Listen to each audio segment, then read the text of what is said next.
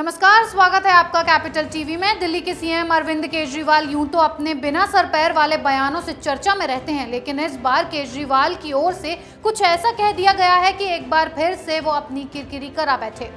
दिल्ली में कोरोना को संभालने में नाकाम रहे सीएम केजरीवाल अब लगातार अपने बयानों से अपनी किरकिरी करा रहे हैं।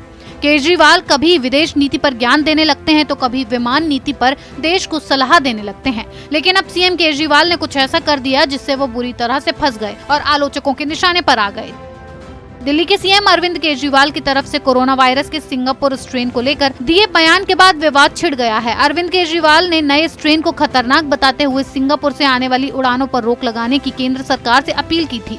इस पर भारत के उड्डयन मंत्री हरदीप सिंह पुरी ने जवाब तो दिया ही, बाद में सिंगापुर ने भी इस पर कड़ी प्रतिक्रिया जाहिर की। सिंगापुर की नाराजगी के बाद भारत के विदेश मंत्री एस जयशंकर ने भी दिल्ली सीएम को नसीहत दे दी। असल में केजरीवाल ने ट्वीट कर कहा था, सिंगापुर में आया कोरोना का नया रूप बच्चों के लिए बेहद खतरनाक बताया जा रहा है। भारत में ये तीसरी लहर के रूप में आ सकता है। केंद्र सरकार से मेरी अपील है कि सिंगापुर के साथ हवाई सेवाएं तत्काल प्रभाव से रद्द हों।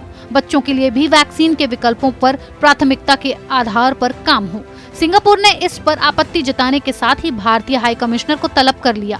भारत में मौजूद सिंगापुर के दूतावास ने अरविंद केजरीवाल के ट्वीट पर जवाब दिया। इसमें कहा गया है कि सिंगापुर में कोरोना के नए स्ट्रेन पाए जाने की बात में कोई सच्चाई नहीं है। टेस्टिंग से पता चला है कि सिंगापुर में कोरोना का B1617.2 वेरिएंट ही मिला है।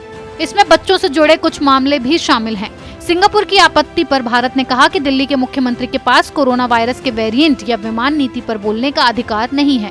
विदेश मंत्री एस जयशंकर ने ट्वीट किया, सिंगापुर और भारत दोनों कोरोना के खिलाफ लड़ाई लड़ रहे हैं। इस लड़ाई में सिंगापुर ने भारत की जो मदद की है उसके लिए उनका धन्यवाद। सिंगापुर का सैन्य विमान से मदद भेजना दिखाता है कि हमारे रिश्ते कितने मजबूत हैं। मैं साफ कर देना चाहता हूं कि दिल्ली के मुख्यमंत्री का बयान भारत का बयान नहीं है। अरविंद केजरीवाल पर निशाना साधते हुए एस जयशंकर ने कहा, हालांकि जिन लोगों को बेहतर पता होना चाहिए उनकी गैर जिम्मेदार टिप्पणियां लंबे समय से चली आ रही साझेदारी को नुकसान पहुंचा सकती हैं। मैं स्पष्ट कर दूं, दिल्ली के सीएम भारत के लिए नहीं बोलते हैं।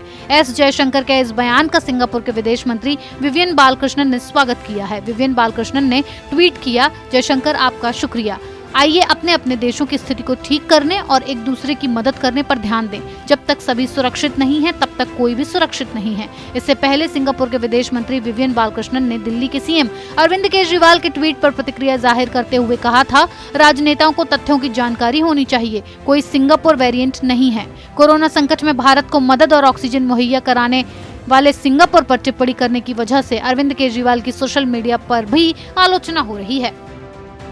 दिल्ली को संभालने के बजाय केजरीवाल हर वो काम कर रहे हैं जिससे वो चर्चा में बने रहें। एक और दिल्ली में कोरोना से हालात खराब हैं, वहीं दूसरी ओर केजरीवाल इन सब चीजों से सस्ती लोकप्रियता बटोरने में लगे हुए हैं।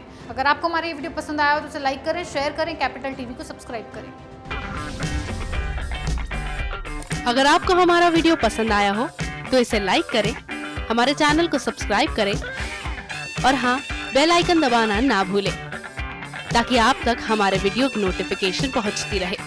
आप अपना सुझाव हमें कमेंट बॉक्स में दे सकते हैं। हमारे साथ जुड़ने के लिए शुक्रिया।